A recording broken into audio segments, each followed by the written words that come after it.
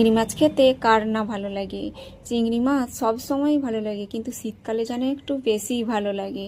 আর চিংড়ি মাছের নানান রকম রেসিপি রয়েছে, যে কোনো সবজিতে দিলে চিংড়ি মাছটা স্বাদটা যেন সবজির আরও বেড়ে যায়। কিন্তু চিংড়ি মাছের এরকম ভর্তা আমাদের বাড়িতে সবার পছন্দ, আর আমারও খুব ভালো লাগে। আমার বাড়িতে মাছ খুব কম খায় ছেলে মেয়েরা, কিন্তু এরকম ভর্তা থাকলে ওরা একটু খায়, তাই মাঝে মাঝে আমি এই ভর্তাটা বানিয়ে থাকি। প্রথমে কড়ার মধ্যে তেল গরম করে একটু কালো জিরে, শুকনো লঙ্কা, রসুন, পেঁয়াজ, টমেটো ভালো করে ভেজে ওরই মধ্যে মাছগুলো দিয়ে একটু লাল লাল করে ভেজে নিতে হবে।